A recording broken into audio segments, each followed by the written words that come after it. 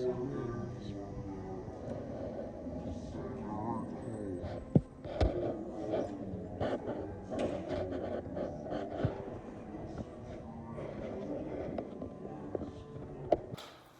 good afternoon, everyone.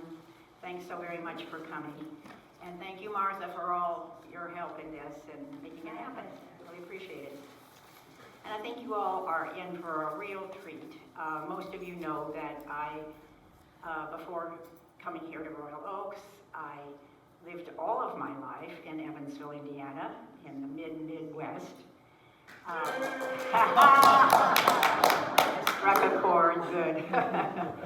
And in 1961, Jim, my husband, and our family moved to a newly built house, and lo and behold, next door to us was a mom and a dad and 7 children. And Beth was one of them, and at the time we moved, I think you were 6 years old. Oh, wow. So we've been friends for a long, long time. Her mother, Betty, was a very discriminating and avid reader all her life. And I kind of think that rubbed off on Beth, even though Beth sought out a different career, a very interesting career, but she's written a book. Also Betty, her mother, and Betty's brood were very artistic, creative, always something exciting going on at the Mathews, and so we were very honored to live next door to the Matthew family because we got to partake in a lot of interesting things. Well, let's see, by high school, Beth was our to-go babysitter, and she had charge of my 3 unruly children, and one of them was right there, is there, still alive, so he made it through. And I think it was during the 70s, Beth, when you were in high school, the fashion trend for women, at least in the Midwest, I don't know whether it ever was out here, but was to wear long skirts in the evening for, parties and affairs and things like that. So, knowing that Beth was very creative, I asked her if she could create and make me a skirt. And what turned out to be a very elegant patchwork, very colorful skirt, which I think if I had hung it on my wall, I would have considered it a masterpiece. Beth has written a book, Deep Waters. You're going to hear about it today. I read it, it was very moving to me, and I'm sure that she has a fascinating story to tell us. So I think it's time to hear from you, Beth, and let's welcome Beth.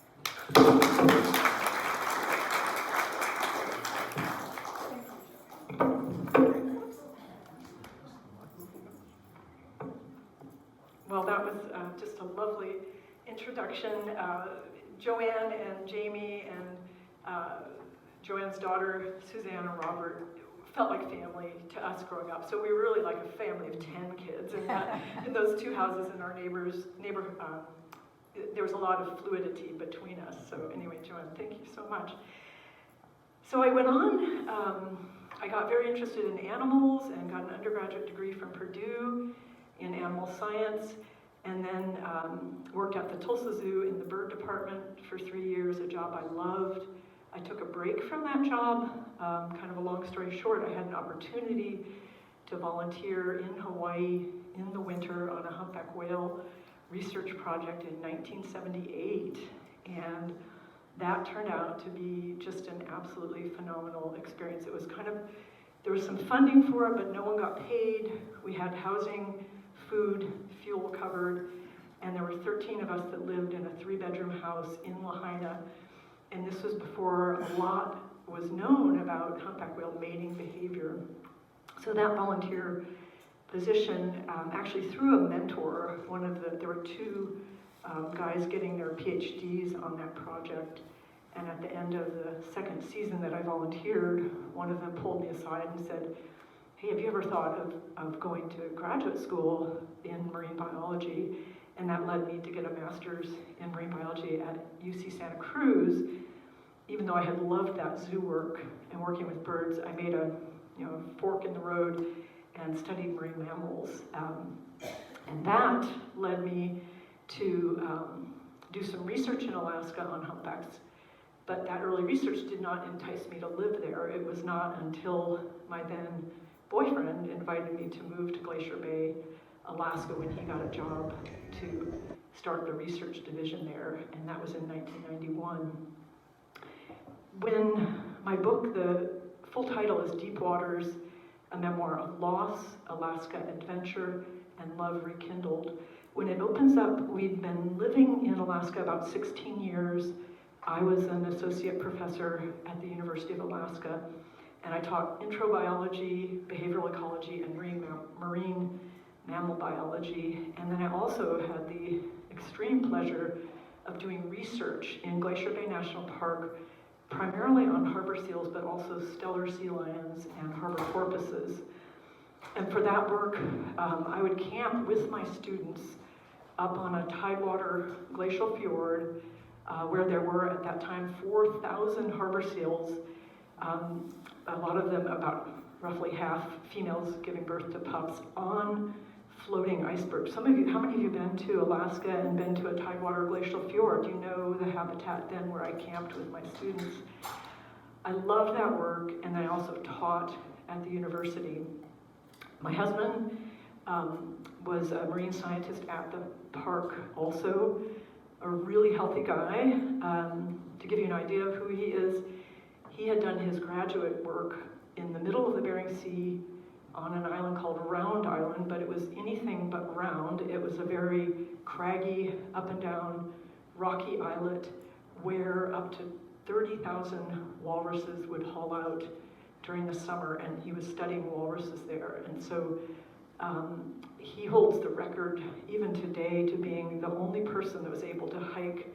They had to hike to different overlooks on the island, and then down below the walruses would be just, jammed literally flipper to flipper and on top of each other, and do these estimation counts that they had refined. But he was the only one that could do a full count going all the way around the island in one day, because it was such a rigorous hiking situation. The winter before Deep Waters opens up, to give you an idea who he still was at 56, he had decided he wanted to ride his bike to work in Juneau in the winter. So he got studded tires for his bike, a super bright light, because he was going to be, it was pitch dark, going to work. And then he also bought these special booties that went over his pant legs so the snow wouldn't shove up his leg, and then he rode to work. So that's who he was before it opens. And as what I'm going to do is read 3 excerpts from the 3 different sections of the book. So the subtitle, as I mentioned, is A Memoir of Loss, Alaska Adventure, and Love Rekindled. And so the first chapter will come from that theme of loss, and the second and third from the second and third themes. Now, I do have to tell you something that happens. That's the inciting incident, a word I didn't know until I learned how to write memoirs instead of science. But the inciting incident is that on Tuesday, April 22nd, 2008, a normal work day for me. I had kind of long checklist of things I needed to do at the university. My husband brought me coffee in bed, something he did almost every day. We talked a little bit, and he left the room. We were getting ready to sell our house. We owned an acre out the road, and we had decided to sell our house and build a smaller, energy-efficient place out the road. And so he was working. We had, as is always the case, when you're selling your house, you fix something that you've lived with for a long time, but there was a leak in the skylight. And the day before, he had repaired that, standing on a ladder. It was in the front hall. He had to be on a tall ladder. And he did the repair, and then he had to scrape and paint it.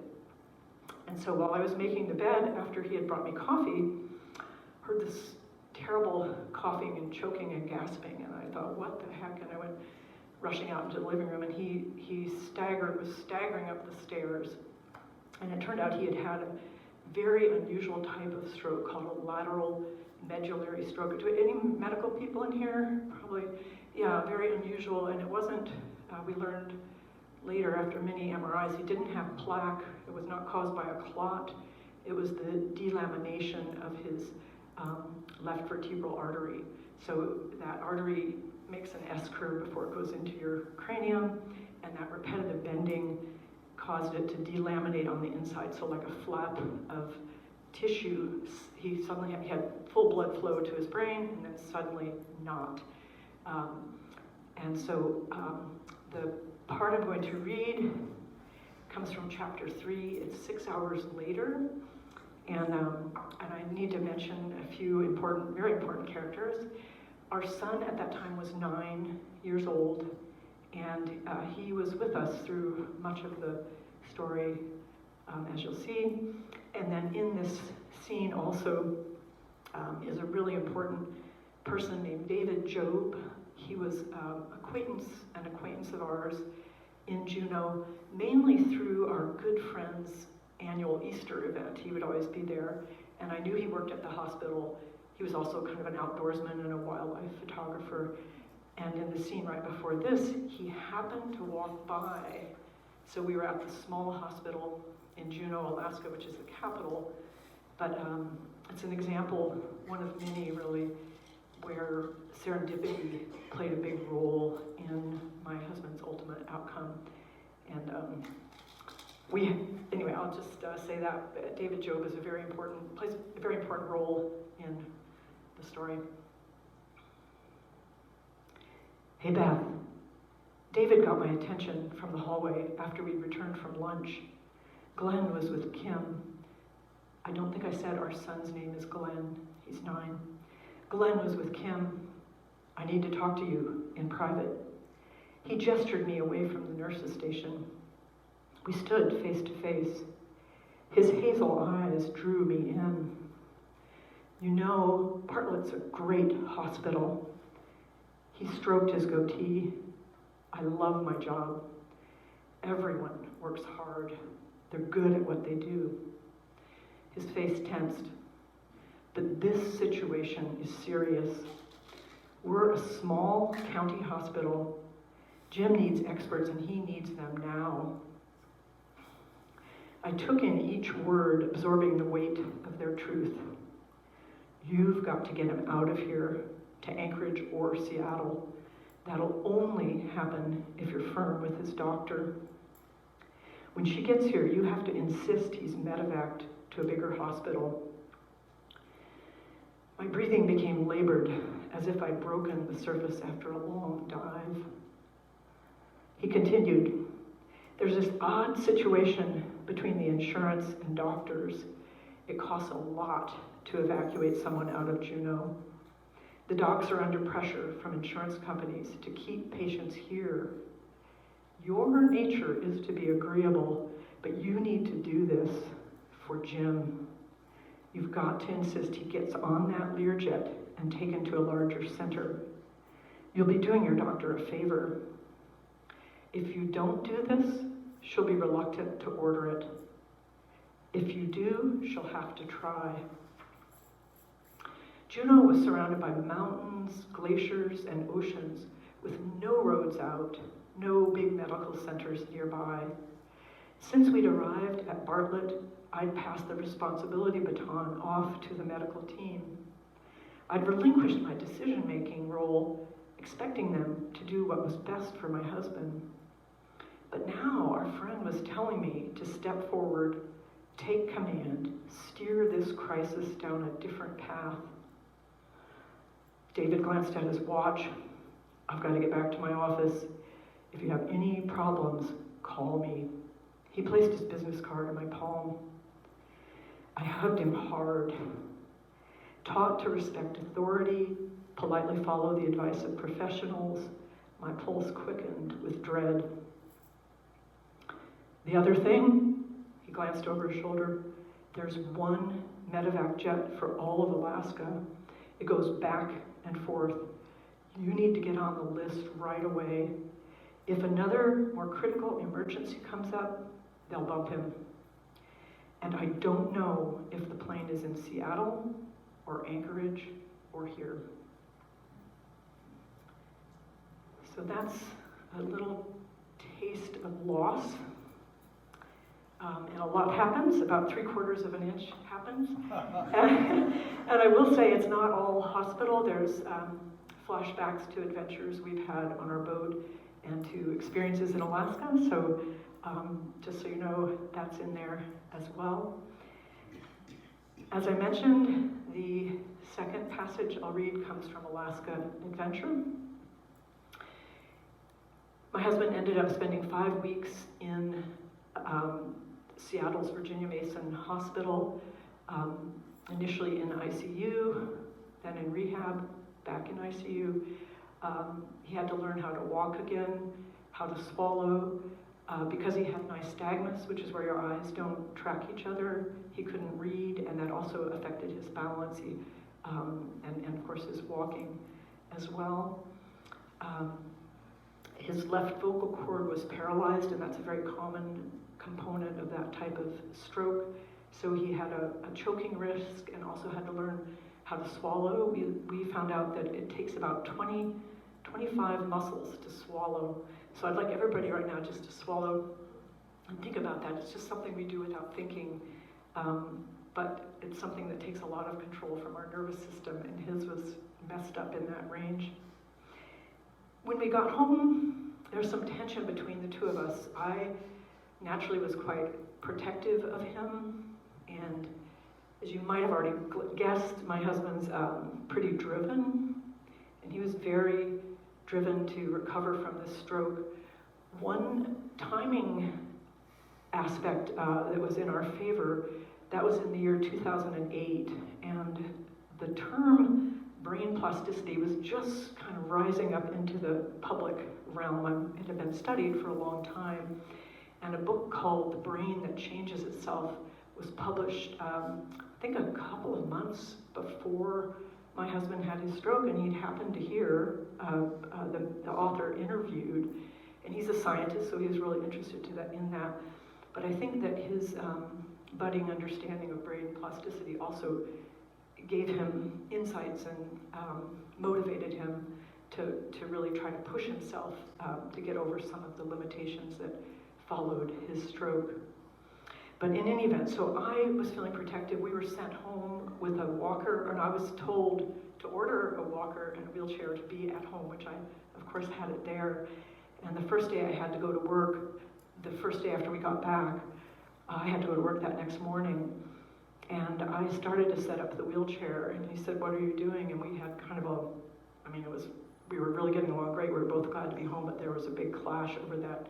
And he said, "I do not need that," and he never, ever used either of those. He did use a cane for a while, and then later figured out that walking poles, which were not, right now you see everybody, they're great, everybody has walking poles, but they were not very common back then. But in any event, there's that tension between us. And one of the things that came up, we have owned a sailboat now for 32 years. It's called IJsselmeer, it's a Dutch boat. He and I lived on it for 7 years in Alaska before our son was born. And getting out on the boat was kind of our favorite family way to connect. Some of you probably done some boating, or when you go out camping, you just get away from the stressors of the day. And he really, really wanted to go out on our boat. Again, my protective fearfulness was like, wait a minute.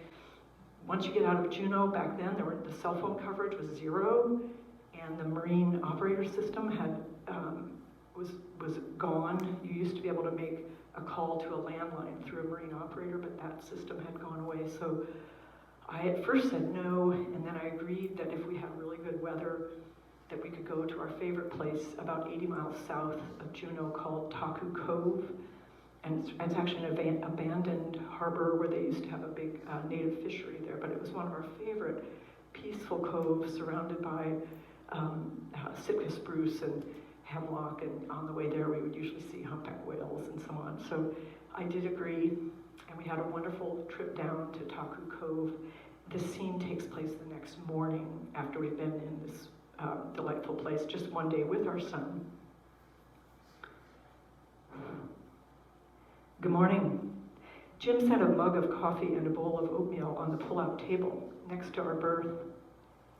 Golden light streamed through the hatch. I stretched and sat up. It is.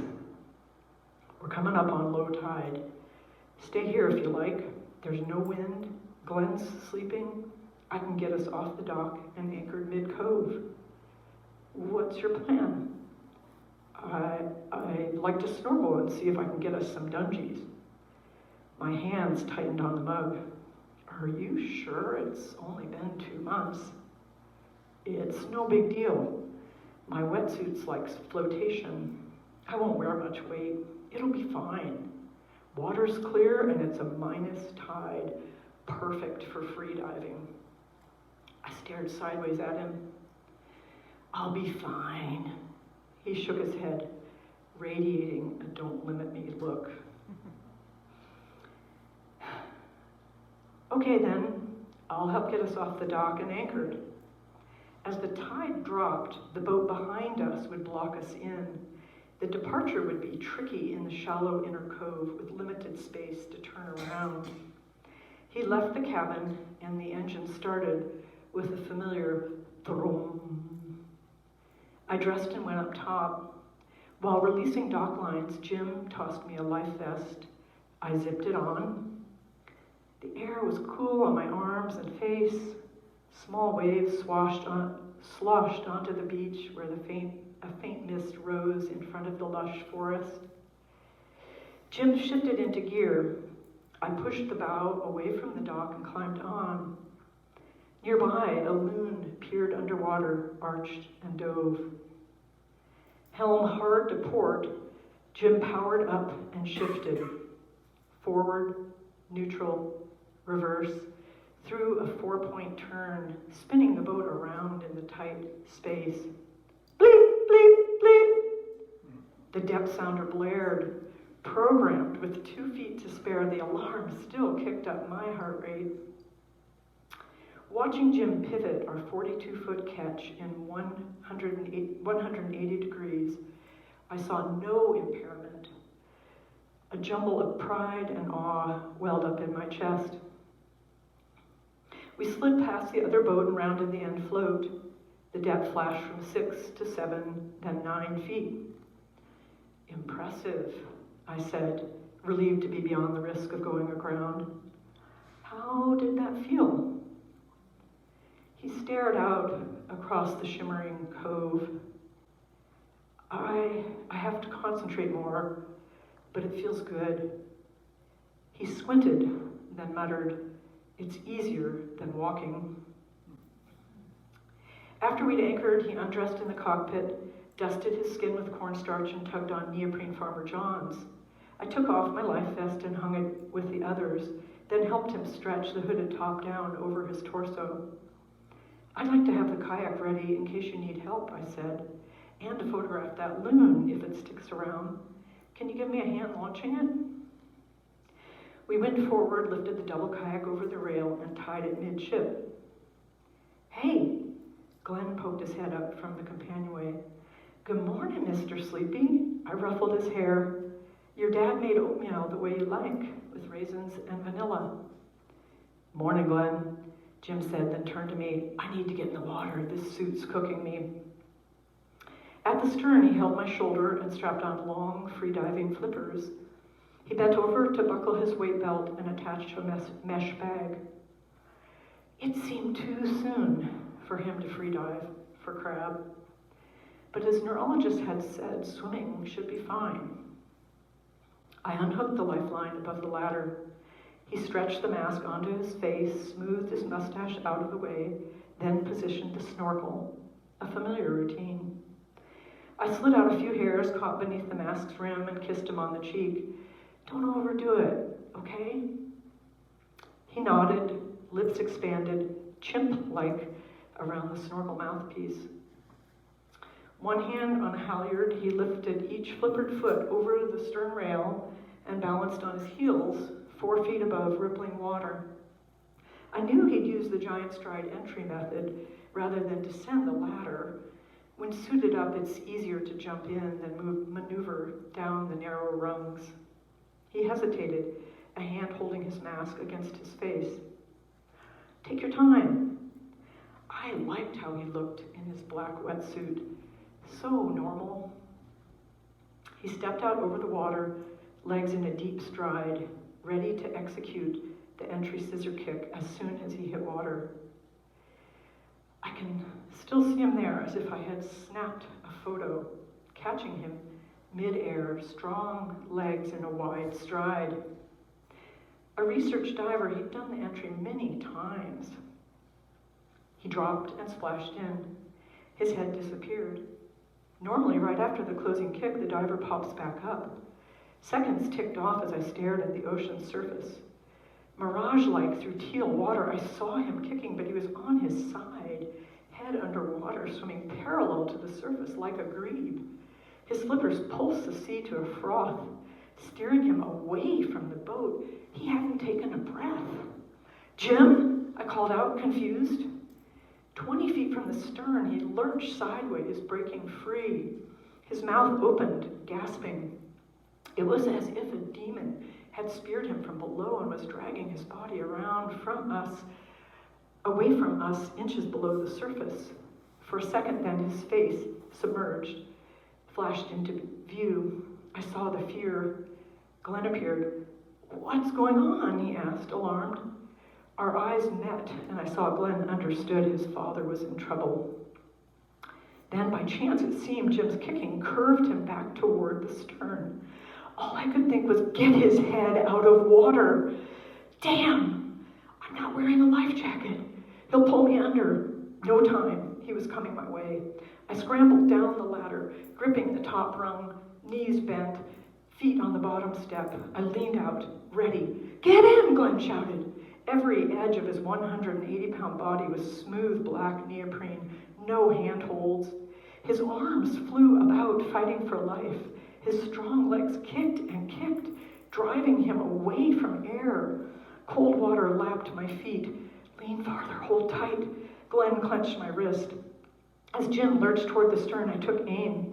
My strike hit his shoulder. I clutched a fistful of neoprene, but he kept kicking. I tensed my arm, biceps straining to keep him. Our eyes met, but his jittered side to side. He didn't see me.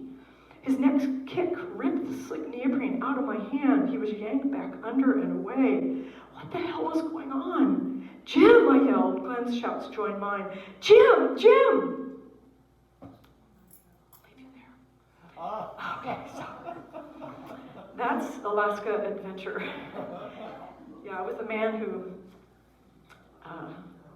was working really hard at recovering. Okay, so the next and final scene that I'll read, and then I will be inviting questions. I like to have this be very question-driven, so please, if you have one, store it up and be ready. I'll be ready to do my best to answer it. This is now 5 months after the stroke, and it's in the theme of Love Rekindled, so there will be no shouting or loud noises. He has improved. He's gotten better at walking to the grocery store through the snow and the slush with hiking poles, and he wore his hunting backpack and would come home with it filled with groceries. So he's been a fabulous husband during his recovery, doing almost all the laundry and cooking, and I had increased my hours at the university because I was concerned about our finances and being the sole breadwinner. And to mention, I don't think I've mentioned another source of tension between us, which will probably be familiar to some of you during your careers and raising children, that I would often, I loved my job, and often my notebook with the list of to-dos on it would perhaps have my husband at the bottom, and I wouldn't get around to checking that box. So there were issues about my workaholism and not being very available to him, but available to everybody at my job. And so this scene addresses that.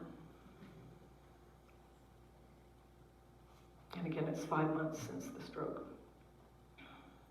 One weekday afternoon, a month after our trip around Admiralty Island, I leaned against the kitchen sink, washing bowls and pans I'd used to make lasagna, one of Jim's favorites. Autumn was, for me, Juneau's toughest season, when gray skies prevail and rain gauges spill over. Out the window, chickadees flitted branch to branch in the slim stand of trees between our house and the neighbors. The downstairs door swooshed open and closed. I heard Jim's boots drop and the familiar asymmetric padding of his feet climbing stairs. "You're home early," he said. "What are you doing?" "Making you dinner." "Oh." He entered the kitchen. I greeted him over my shoulder. "What's the occasion?" "No occasion, just you." From behind, he slid his hands around me, tentative at first, then firm across my abdomen. He nibbled my neck, found the spot. "Let me finish these," I said, rinsing a bowl. "Why?" he asked, while turning me around. Quivering beneath his touch, I inhaled his scent. Cedar, earth, salt. "How much time do we have?" he whispered. 40 minutes, and that's the end of the chapter and the scene.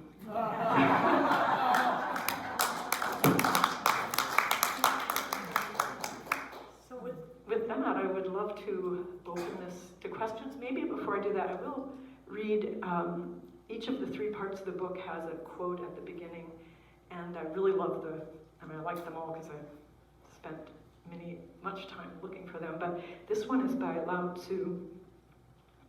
"Being deeply loved by someone gives you strength, while loving someone deeply gives you courage." All right, with that, does anyone have a question? It can be either about the story. I'll try not to I probably won't answer spoiler questions, but or about how what it was like to write a memoir. I don't think I mentioned I did not set out to write a book. I was not someone who thought, someday in my 20s or 30s or 50s that I wanted to write a book.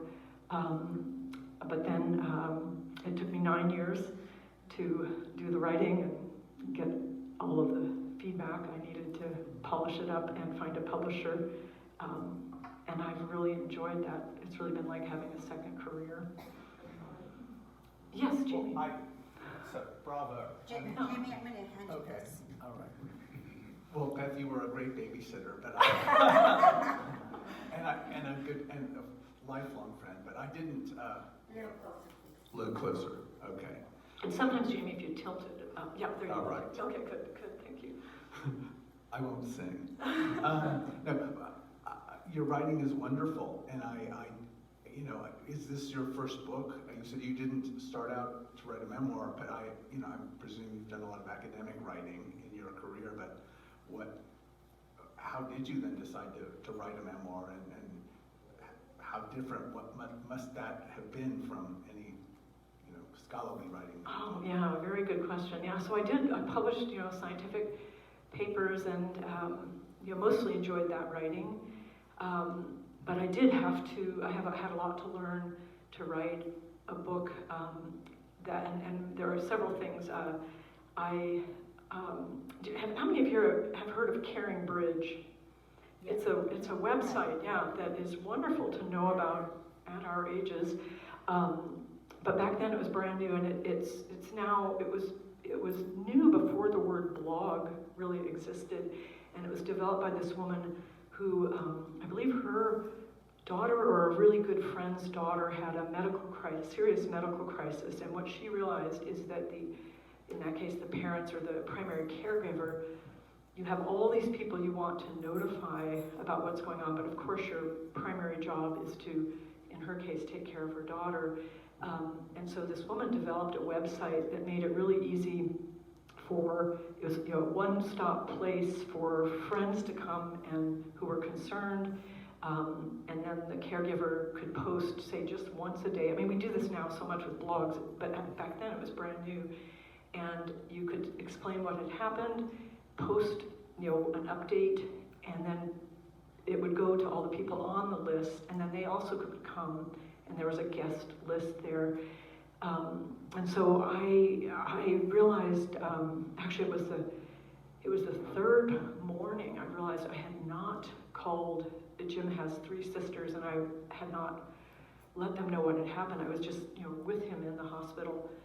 And I remembered a student of mine had told me about Caring Bridge, so I looked it up and I thought, oh gosh, it's just what I need. I composed, something describing what had happened, and I used my journal. I had always kept journals, and they definitely helped me. I'm not like, my journals don't look all that pretty, but I on and off would, write things down that were happening in my life. And I composed this message. And then it was early in the morning, my son was there, he was like, let's go see Dad. And I stalled because I thought, I really need to write a second version of this for my professional side of my life, because this is written for my really close friends. And then I thought, I don't have time to do that. I hit send.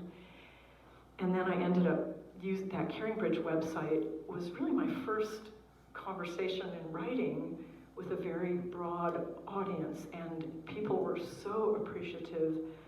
That was kind of, that got me thinking, I guess, subliminally, because I certainly wasn't thinking about writing a book then. But I think a second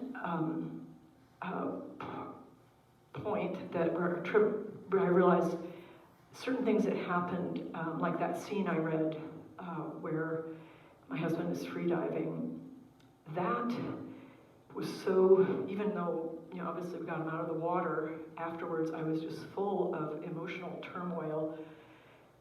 Part of it after the fact, of course in the moment it's like, oh my God, he might drown. But then later it was that just complete confusion and emotional upheaval about the fact that he might have survived the stroke, gotten so far, and then we were about to lose him on this family adventure, supposed to be a fun weekend. And the next morning, those thoughts were kind of swirling around in my head. I think some of you know this feeling, but sometimes writing is both an outlet and a way of understanding yourself or trying to make sense of the world or what's happening around you. And so that morning I got up ahead of everybody and I wrote down what had happened. So I had that material, which certainly helped me write that chapter. But then there were several, eventually I joined a memoir writing group. I ended up being in 3 different ones where I would bring writing and get feedback. And I was in a large group through the local community college. It was called Memoir Writing for Older Adults, and it was taught by this wonderful man named Steve Boga, who was a very good, there's some classes where people just say, oh, that's wonderful. I didn't want that. I wanted somebody who was going to say, yeah, this part was good, but here's a place where, you need to cut something or tighten it up. And one of his early pieces of advice that was super important and was he said, maybe the second time I read or something, no, the first time, he said, well, okay, you've proven to us you can write, but if you're going to write a memoir, you need to learn how to use dialogue. And my first reaction to that, because in science writing, of course, there's pretty much 0 dialogue. At first I thought, well, that sounds so inefficient. And then, of course, as I learned more and started paying attention to good books I like, where there's good dialogue that's back and forth and sometimes just a few gestures, you can learn so much about 2 characters, and you can even figure out the subtext without the author telling you. So learning how to write dialogue was probably one of the biggest changes.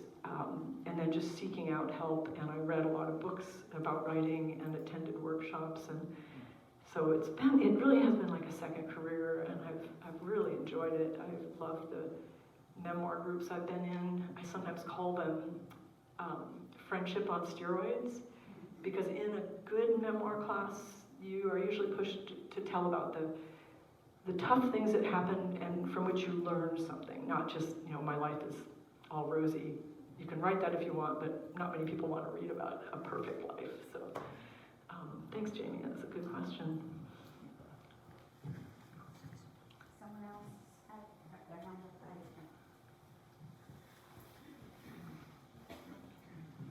up. Hi. I was wondering, your son, what's he up to and what's going on with him? And where do you live now? And is your husband still alive? Okay, I'll answer them in reverse order. My husband is alive and thriving. Actually, I just talked to him this morning. He's on our boat. We currently live on Bainbridge Island, right off of Seattle, but 14 months ago we lived in the San Francisco Bay Area in Santa Rosa, and we had our sailboat there in Petaluma, if you know where that is. And this summer, we took our boat from the San Francisco Bay Area to the Puget Sound, which if you're not a boater, I'll just mention that going north along our coast is notoriously not considered a fun trip. The best time of year to do it is the summer. We did do it in the summer, and it turned out it was one of the worst summers to go north, and it took us 9 weeks. But during that, I mean, over and over, I marveled. He, if you met him, the only thing you might wonder, to me, his voice is a little, he sounds like an ex-smoker, but because that left vocal cord is still paralyzed, but most people wouldn't even notice that. He still has some pain in his eyes that sometimes strikes really hard, and he has to press on his left eye. And just a few other, he's got some odd things like on his back. He can't tell hot from cold. One time he learned about that, and then he would have our son test him with an ice cube. He'd lie on the floor and have Glenn test him, but he still can't tell. There's some oddities like that, but he's very, he works out, he rides a bike, he lifts weights, and he's thankfully doing very well. But he worked very, very hard at it. And then our son is 25. He just finished his got his degree from UC Santa Barbara in computer science. We're both biologists. We were sort of trying to push him into biology more, but he's good at math, and he really enjoys computer science. And right now he's participating in a paid internship on computer programming and really enjoying that. He has a girlfriend we adore. He's a good kid. He's a joy. Did I get all three? No, I think was there. Okay. Good questions. Thank you. Yeah. Anybody else? Oh yes.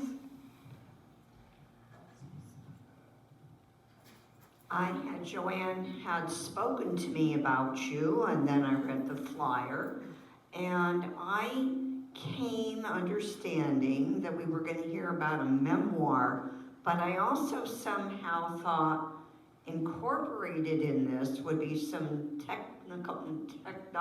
technology things about marine biology. And I am a marine biologist, but I'm mainly here I'm happy to answer any questions. I also, did I make it here? I studied whales and dolphins. Is it back in the back room? Okay, okay. Maybe I'll ask you to get that. Okay, so I taught marine mammal biology. I love answering questions about marine mammals or what's happening in that research realm. I'm also very interested in and concerned about the climate. With that, if you have a specific question about marine biology, I'd be thrilled to answer it. And if not, I could say a little bit about baleen whales, because right now off the coast, the California gray whale is migrating south to the Baja area, and you can go off on a boat and see them out there. But I also want to leave room in case there are other questions about the book. Did you have any particular question that you wanted me to answer? Or okay, all right. Well, let me just first, I'll definitely put a bookmark there and come back to it because I think we might have time, but if anyone else had a question about the book or the writing, yes? No, I was just wondering, I'm sort of a person that sort of stays in one place for a long time, and it sounds to me like you really, do you have one place that you ever lived, or were you always, floating up and down the coast? I think I'm more like you than I might sound from what I just told you. We lived in Alaska for 20 years, and that's where I had my main career, and I loved it there, and I really did think we might retire there. But then when my husband had the stroke, it really changed things a lot, and he had grown up loving Alaska in 4th grade. I think almost all of us got this opportunity, or back then anyway, you were asked to pick a state, your favorite state, and put together, cut out from a magazine. And 4th grade, he put together his notebook about Alaska. He grew up in the Washington, D.C. area. We both loved it there, but then after his stroke, he really came to the realization that as much as he loved Alaska, that it was not the best place to grow old. And and furthermore, because of the stroke, it really jolted us. I guess I'm sure a lot of you have had this feeling where something happens and suddenly you realize, oh, all these plans I had, for my life might be cut short. Coming close to losing a partner, certainly losing one, and I know that is really hard. But it kind of jolts you into thinking, okay, what do I want to do with the rest of this life, that I have, which is getting shorter and shorter. And so we did take our boat from Alaska to Mexico and spent 3 years doing that. I grew up in Indiana, not in a boating family. I never dreamed I would do something like that, just the 3 of us.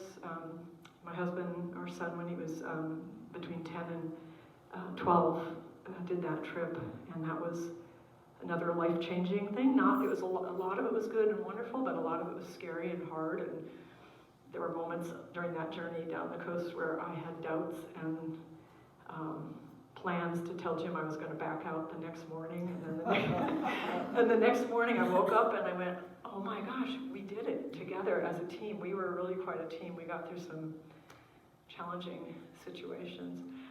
But anyway, I do like being in one place, but probably moved a little bit more than average, but mostly 8 years in different places, and now we did just move to Bainbridge Island, and that is our last move. We're both agreeing on that. Just wondering how it affected your son's education. Oh, excellent question. Yeah. Well, so when we left Alaska and went to Mexico, he was starting middle school, and certainly he did not want to leave. But we had once, I mentioned Taku Harbor, where that diving incident happened in an earlier year. We were anchored up there, and there was another sailboat anchored up. There usually weren't very many. And we were admiring it because it was clear that couple had gone cruising. They weren't just local boaters. And the next morning there was on the hull, and the man from that boat had rowed over to our boat, and we said, hello, and he's like, oh, hi, I was admiring your boat and wondering if you guys plan to go cruising. And we said, well, it's sort of on our list. And I was the one Jim would frequently say, let's take a year off and go cruising somewhere warm. And I would put out the 5-year, yes, but not now arm, kind of put it off. But that couple said something that came back to us in a real positive way. He relayed to us that they were then in their 70s, we were in our 50s, and that they had gone cruising when they were 50, I think out to the South Pacific, something quite adventurous, and then they'd come back to their jobs and worked for about 20 years, and now in their 70s they were starting a second major multi-year expedition. And what he said is that without having done it earlier, he was urging us to consider going sooner rather than later. You know how we all put things off, especially when you have a job, that you like and that pays the bills. But they were saying, if they had not done that when they were 50, they would never feel competent enough to do it in their 70s. And then the second thing that played into our leaving when our son was 10, they had 2 boys, young boys, and one of their regrets about when they did take off, they waited too long, and their sons refused to go, and they wish they had gone earlier when they could have said, hey, you're coming with us. You asked about our son's education.